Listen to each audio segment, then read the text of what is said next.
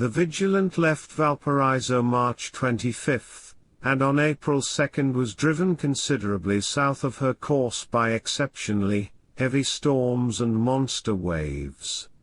On April 12 the derelict was sighted, and though apparently deserted, was found upon boarding to contain one survivor in a half-delirious condition and one man who had evidently been dead for more than a week.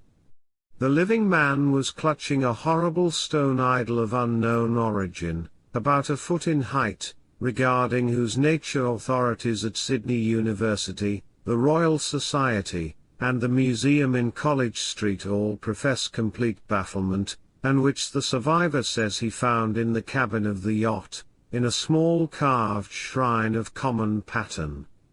This man, after recovering his senses, told an exceedingly strange story of piracy and slaughter.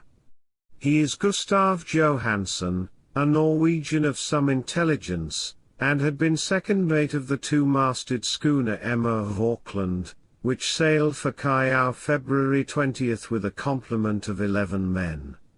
The Emma, he says, was delayed and thrown widely south of her course by the great storm of March 1, and on March 22, in S latitude 49 degrees 51, W longitude 128 degrees 34, encountered the Alert, manned by a queer and evil-looking crew of Kanakas and half-castes.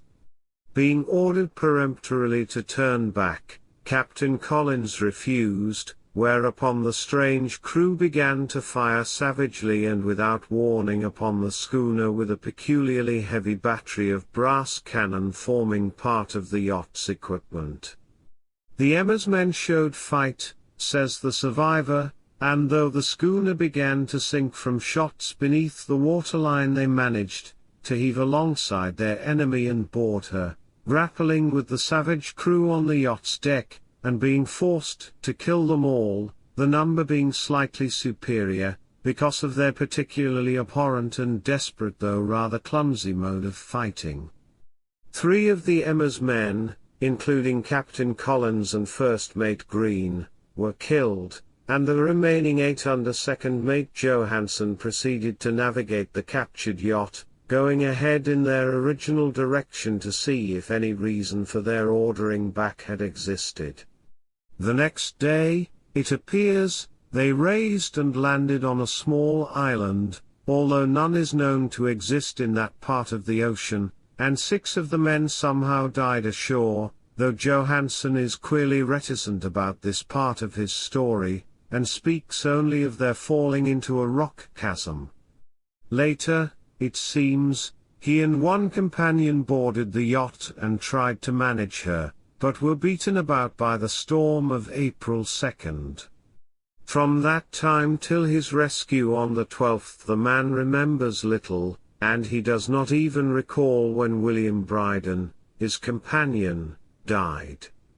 Bryden's death reveals no apparent cause, and was probably due to excitement or exposure.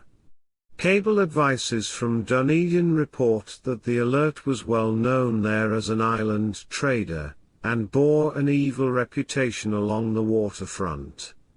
It was owned by a curious group of half-castes whose frequent meetings and night trips to the woods attracted no little curiosity, and it had set sail in great haste just after the storm and earth tremors of March 1.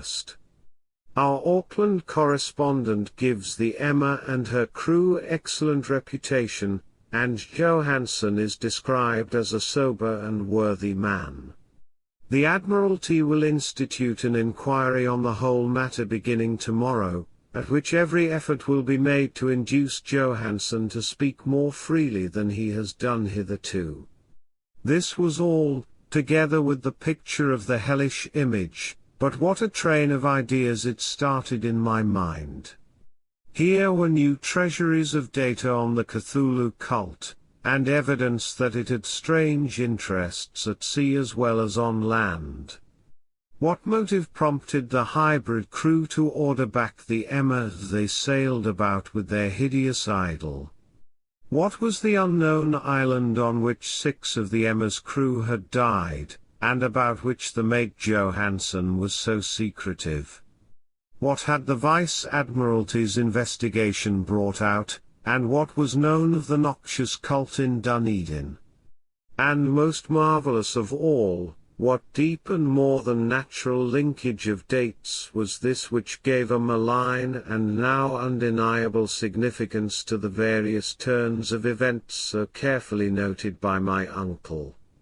March 1st, our February 28th according to the international date line, the earthquake and storm had come.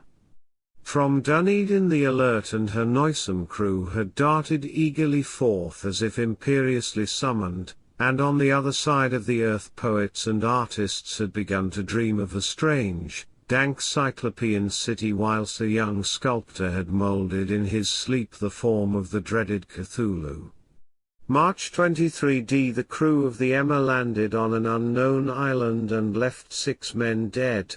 And on that date the dreams of sensitive men assumed a heightened vividness and darkened with dread of a giant monster's malign pursuit, whilst an architect had gone mad and a sculptor had lapsed suddenly into delirium. And what of this storm of April 2nd, the date on which all dreams of the dank city ceased, and Wilcox emerged unharmed from the bondage of strange fever? What of all this, and of those hints of old Castro about the sunken, star-born old ones and their coming reign, their faithful cult and their mastery of dreams? Was I tottering on the brink of cosmic horrors beyond man's power to bear?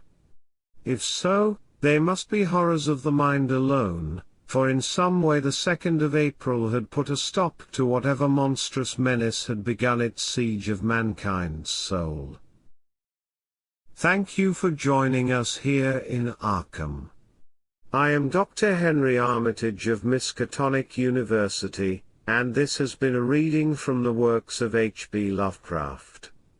For more ghost stories and weird tales visit evilbay.com. Thank you, and have a wonderful evening.